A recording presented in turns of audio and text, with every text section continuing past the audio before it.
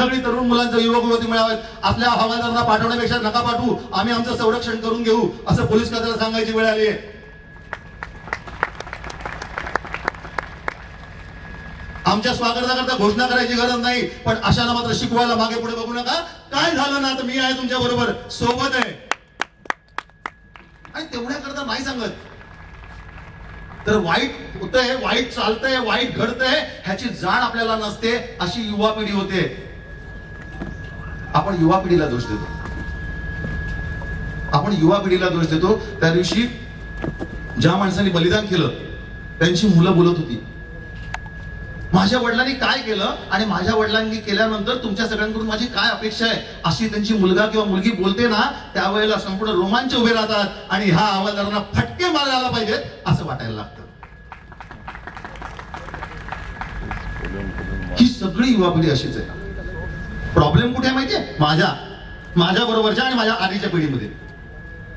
कारण चुकून अशी घटना घडली, एखाद्या मुलीची कोणीतरी छेड काढत असेल आणि जर मला घरातून दिसलं तर माझी तुमच्यातली आई मात्र म्हणते, अहो जाऊ नका बाहेर, उगाच लफड्यात कशाला पडताय.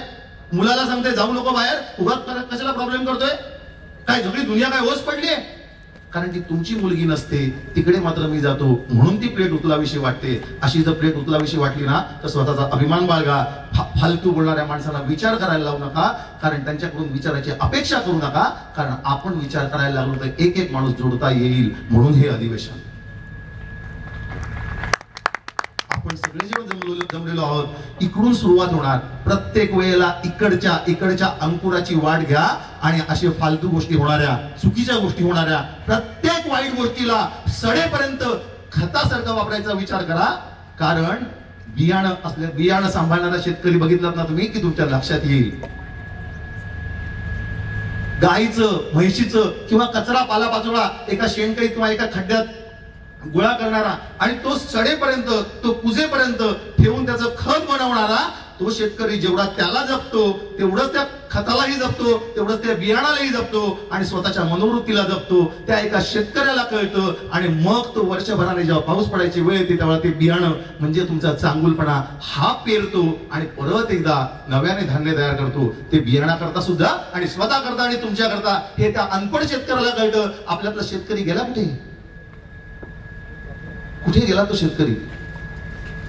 हे निसर्ग नियम आहे. प्रत्येक वाईट गोष्ट कुजेपर्यंत थांबायचं असतं, कुजायला द्यायची असते. तुमच्यातलं चांगुलपण मात्र टिकून राहायचं असतं. प्रत्येक वेळेला पेरत जायचं असतं आणि पेरल्यानंतर उगवेल याचा विश्वास ठेवायचा असतो. पुढची पिढी अशी घडते, पुढची पिढी संपूर्णपणे अशी घडते. तुमच्या आणि तुम्हाला आणि मला जेवढं नॉलेज आहे, जेवढं काही कळतंय त्याच्यापेक्षा कितीतरी जास्त पटीने त्यांना कळतं. ह्याच्यावर विश्वास ठेवा. कारण तो विश्वासच ठेवत नाही आणि चुकीचं काहीतरी करतील, चुका करतील, दारूच्या नशेत जातील, तिकडे मवालीगिरी करतील, तिकडे वाईटपणा करतील, असं डोक्यात ठेवून प्रत्येक वेळेला त्याला सांगत जाता, असं करू नको, तसं करू नको, हे करू नको, ते करू नको. आणि नकळत तुम्ही त्याला सांगत असता हे करता येतं. हा बघा, विचार करा. मगाशी सांगताना दृष्टिक्षेप वगैरे सांगितलं. मी खरं तर वेगळं म्हणतो. मी कुठेही अजिबात कुठेही व्यक्तिमत्व विकास करत नाही. मी इकडे बदलतो, इकडे बदललं पाहिजे. मी माइंड सॉफ्टवेअर तयार करतो, मी डोक्याचं सॉफ्टवेअर तयार करतो.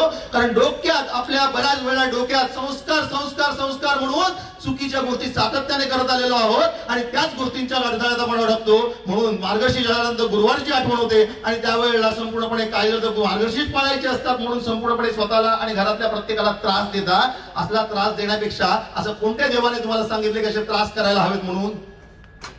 माझा देव नाही सांगत. मी सगळ्याच देवाला जास्त मानतो. कोणताही देव असं सांगत नाही. किंबहुना देव असं सांगणारा प्रत्येक माणूस तुम्हाला फसवतो आणि तुम्ही स्वतःला फसवून घेत असता. आणि हेच संस्कार तुम्ही मुलांवर करता. एक दिवस लंघन करण्याकरता केलेली गोष्ट आहे ती प्राणीही करतात. माहिती तुम्हाला? कुठेतरी देवाच्या संदर्भात ठेवू नका. आजारपण स्वीकारून ऍसिडिटी होऊन संपूर्णपणे तो मनस्ताप तयार करून त्या देवाच्या नावाने आपण दोष देतो असं नाही का वाटत? अशा गोष्टी अशा करता करू नका. कारण मुलं तुमची अनुकरण करत असतात. आपण म्हणतो संस्कार सांगून होत नाहीत. संस्कार सांगून होत नाहीत.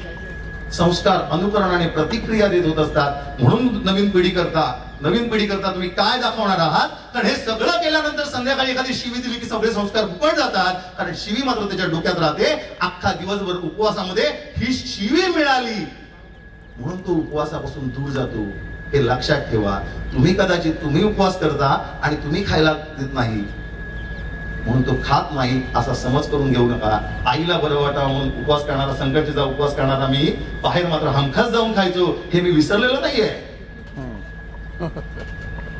आणि हे जर तुमच्या डोक्यात आलं तर नक्की सांगतो, नक्की 100% की तुमची मुलं तुम्हाला जशी हवी तशी होतील. कशा करता करतोय ह्याची संकल्पना सांगा. आपण कोणीतरी मोठ्याने सांगितलं, थोड्या मोठ्याने सांगितलं का खोटं असेल, चुकीचं असेल, आपल्या भाकड कथांवर विश्वास ठेवू नका. विज्ञानात जगणारी आपण माणसं आहोत आणि आपल्याला तर विज्ञान कळायला पाहिजे. कारण आपण ब्राह्मण अधिवेशनात आलेलो आहोत आणि ब्राह्मण अधिवेशनात ब्रह्म माणसाकडून सगळा समाज शिकत असतो. हे आपण हळूहळू विसरायला लागलेलो आहोत. त्यामुळे शिकवताना फक्त आपलाच फायदा डोक्यात ठेवून काही गोष्टी टिकवून ठेवलेल्या आहेत. त्याच्यापेक्षा वेगळं व्हावं लागेल कारण समाजाला आता कळायला लागलेलं आहे, समाज आपल्यापासून दूर पळायला लागलेला आहे. एवढं मात्र लक्षात ठेवा. व्यावसायिक व्हा. ब्रह्मशास्त्रातलं व्यावसायिक होणं म्हणजे फक्त पैसा कमावणं नाही. तुम्ही लोकांना हवेसे आहात असं वाटणं, असं हवंसं वाटणं की फक्त आईशी निगडीत असतं. म्हणून आई आणि पिल्लू या संकल्पनेत उतरा. बायको आल्यानंतर सुद्धा आईच्या हातचं जेवण छान वाटतं, चांगलं लागतं. हे तुम्हाला प्रत्येकाला माहिती आहे. बायको समोर फक्त कबूल करायचं नसतं. ते केल्यानंतर काय होतं माहितीये तुम्हाला. पण तेच तुमच्या वडिलांनी केलेलं असतं. त्यांच्या आई करता, त्यांच्या बायको करता. प्रत्येकाला आपल्या आईचं जेवण चांगलं लागतं. आणि ती आई पण जिवंत ठेवा. कारण सगळ्या ह्याच्यातलं जे सूत्र हरवलंय, पिढी पूर्णपणे पुढे जाते. जबरदस्त शास्त्रीय दृष्ट्या ती पुढे जाते. संपूर्णपणे त्यांच्यावर संस्कार होणारे ते नवीन पिढीचे आहेत. संपूर्णपणे आद्य जगात कसं जगायचं ज्याचं पद्य त्यांना माहिती आहे. ही अशी पिढी पूर्णपणे विकसित होते. विकसित होताना ज्या चुका होतात त्याचं कारण काय माहितीये? त्याचं कारण असं की आपल्यातली जिजाऊ नाहीशी झाली आहे. शिवबाची जिजाऊ नाहीशी झाली आहे म्हणून शिवबा पैदा होत नाही. श्यामच्या आई मधली आई नाहीशी झाली आहे म्हणून श्याम जन्माला येत नाही. हे लक्षात ठेवा. अब्दुल कलामची आई सुद्धा कुठेतरी दिसेनाशी झालेली आहे. हेही विसरू नका. तशी आई तुमच्याकडे आहे का? ते वडील आणि आई ह्याच्याशी संदर्भ नसून वडील सुद्धा आईसारखे वागतात ह्याच्याशी संबंध आहे. पुढची पिढी ही नक्कीच जबरदस्त आहे. मी सगळ्यांना सांगू इच्छितो, सगळ्यांना 100% प्रत्येकाला जे करायचे ते करता येईल आणि 100% करता येईल. तुम्हाला जशी तुमची मुलं हवी आहेत तशी निर्माण होऊ शकतील. फक्त तुम्ही बदलायला हवं. मुलं बिघडतात ह्याला कारणीभूत मुलं नसून तुम्ही आहात. 100% तुम्ही आणि मी ज्या मुलांना जन्माला घातलेला आहे ते आहोत. त्याचं कारण असं की आपलं अनुकरण करून शिकलेले आहेत. कदाचित मुंबईत जरा जास्त हा प्रकर्षाने जाणवतं. तिकडचे पालक म्हणतात आम्ही असतो किती वेळ नोकरी करतो, धंदा करतो, बिझनेस करतो, व्यवसाय करतो आणि सगळ्यामध्ये आम्ही बहुतेक वेळा नसतो. आणि मग मुलं आमच्याकडून काय शिकणार? असं नसतं. असं जर असतं तर बऱ्याच चुकीच्या गोष्टी घडत गेल्या असत्या. प्रॉब्लेम असा असतो की तुम्ही त्या नोकरीत असताना जे काम करता ते कंटाळवाण्या अवस्थेत करता. ह्या जगात आनंदित कसं राहायचं हे आपण विसरायला लागलेलो आहोत. तुम्हाला माहिती असेल तर नसेल तर सांगतो. तुम्ही महिनाभर रजा घ्या आणि घरातली कामं पार पडा. तुमच्या असं लक्षात येईल ऑफिसमध्ये किती मजा होती. ते कामच नव्हतं. आणि मग मात्र तुमच्या असं लक्षात येईल आपण ऑफिसमध्ये मजेत आहोत. ती मजा करायला शिका. मुलं अनुकरण तुमचं करतात कारण तुम्ही कंटाळलेल्या अवस्थेत काम करता. कारण तुम्ही काम करता. मी आयुष्यभरात वेडे सरांना माहितीये मी एवढाच बाय डिफॉल्ट एवढाच फ्रेश आहे. तेवढे तुम्ही फ्रेश आहात का?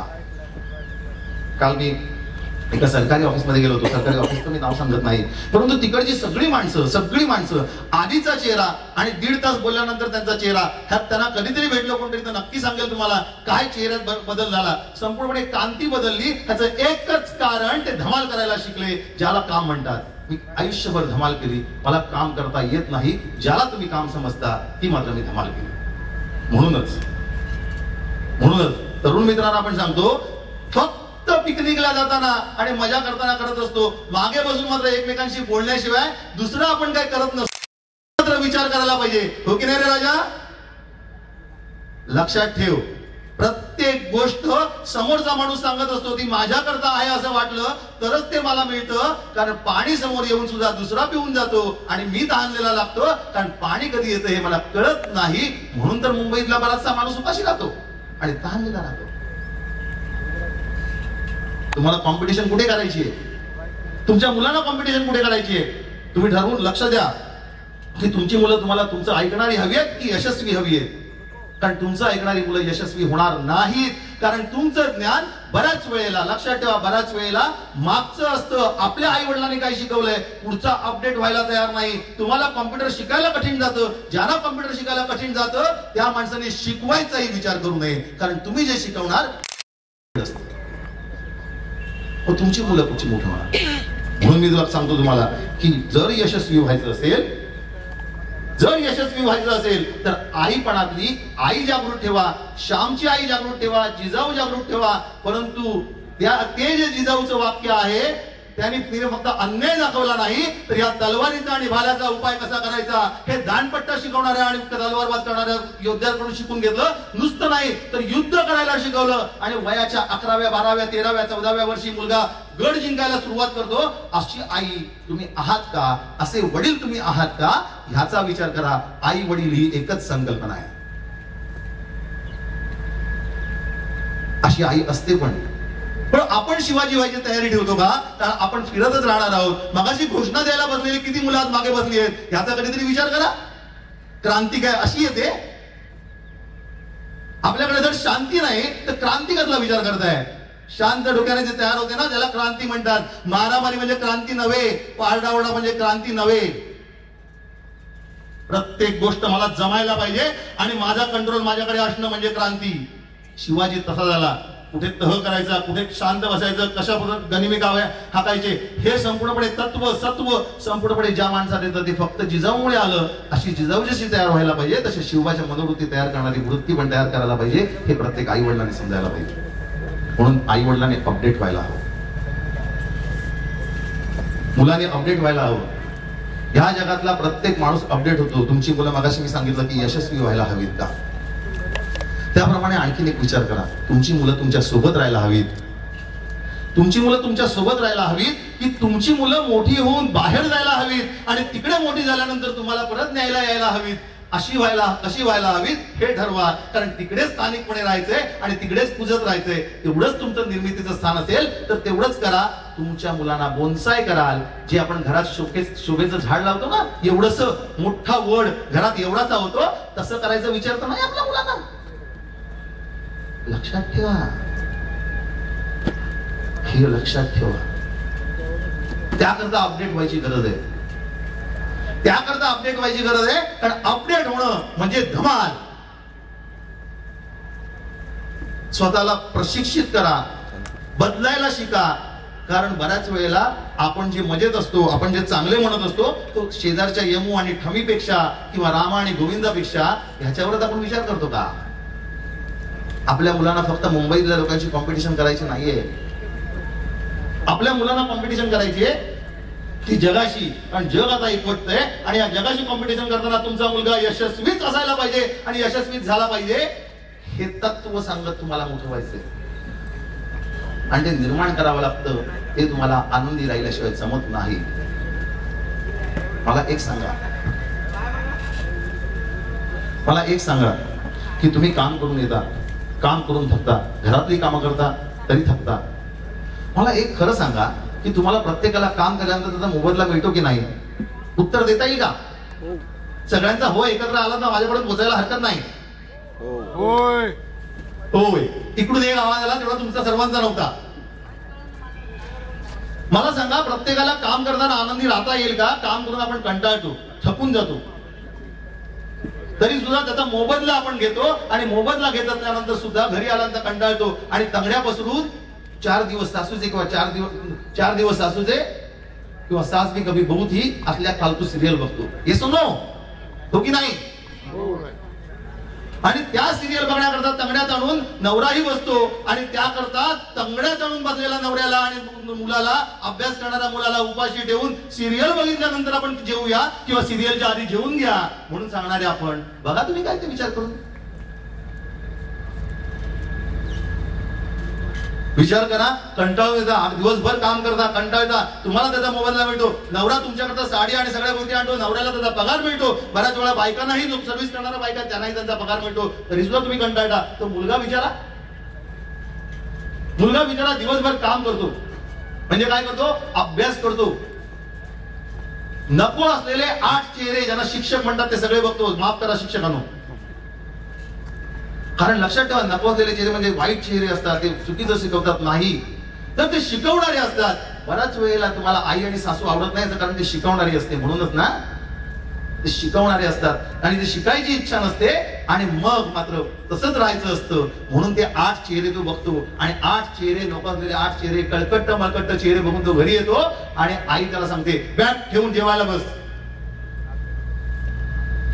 जेवून झाल्यानंतर ताबडतोब सांगते चल आपल्याला बस, आणि ती मात्र 4 दिवस सासूचे बघते. विचार करा. माझं म्हणणं, ती कंटाळल्यानंतर 4 दिवस सासूचे बघते, तो काय मजेत आला काय? विचार करा. तुम्ही लग्न तुम्ही स्वतःहून केलं, तुम्ही आई वडिलांनी विचारल्यानंतर नवऱ्याला हो म्हटलं किंवा नवऱ्याने सुद्धा बायकोला हो म्हटलं आणि ते लग्न, कधी कधी लव्ह मॅरेज म्हणून आपली बायको निवडून आपण लग्न केलेलं आहे, असं तुम्ही केलंय. तुमच्या सगळ्या गोष्टी तुम्ही निवडलेल्या आहेत. त्या मुलाला तुमच्या पोटी जन्म घ्यायचा अधिकार नव्हता, तो आला बिचारा बाय डिफॉल्ट. कोणतेही आई वडील असतील तरी मी आलो बाहेर, या जगात आलो, अशी त्याची परिस्थिती. त्याने सुद्धा काय करायचे तुम्ही ठरवणार. त्याला शाळा कोणत्या शाळेत घालू म्हणून विचारलं, तुला अभ्यास करायला आवडतो का म्हणून विचारलं. याचा विचार थोडासा करा. आणि हे न करता सुद्धा तुम्ही तुमची कामं केली म्हणून कंटाळून टीव्ही बघत बसला. त्याने मात्र अभ्यास करायला पाहिजे. संध्याकाळी मात्र नवरा आल्यानंतर परत तेच प्रकार की तो कंटाळून येतो, चहा दे, बायकोला सांगतो, बिचारी चहा देते, सगळ्या गोष्टी करते आणि त्याच्यासमोर हसत प्रसन्न मनाने होते. नवऱ्याला त्याची चिंता नसते, चहा तिने दिला, काय घरात बसून करणार काय, कामच तर करत होती, तुम्ही काय घाम गळून आलात. हा कुठेतरी आईबद्दल, त्या बायकोबद्दल कुठेतरी तुम्हाला आदर वाटतो का? की तुमच्या मुलाची आई आहे, सर्वस्व दिलेलं आहे. ही सूत्र तुमच्या डोक्यात कधी आलं बघा येऊन थोडस. त्यानंतर तो अभ्यास करून परीक्षेला गेल्यानंतर, परीक्षेला सगळा पेपर लिहिला, चुकीचा लिहिला असेल पण सगळा लिहिला, 10-12 पानं लिहिली तर एका पानाला 2 मार्क तरी द्यायला काय हरकत होती? त्या बाईने 0 मार्क दिले हो. विचार करा. एवढी सगळी मेहनत करून तुम्ही मात्र सांगता एवढी सगळी मेहनत केली, काहीतरी साहेबांनी अप्रिशिएट करायला नको, काय पगार वाटा द्यायला नको. चुकीची कामं करत असताना सुद्धा तुम्ही इन्क्रिमेंटची अपेक्षा असते. चुकीच्या सगळ्या गोष्टी करून सुद्धा, आपल्याला घरात काम करून सुद्धा, मुलं व्यवस्थित न होऊन सुद्धा आपल्याला साडी, भावाच्या लग्नात धर्मावरम आणि कांजीवरम आणि पटोळा साडीची अपेक्षा असते ना. मग ती असते त्यावेळेला मुलाला मार्क मिळत नाहीत तरी सुद्धा त्याने मजेत राहून अभ्यास करायचा का करायचा?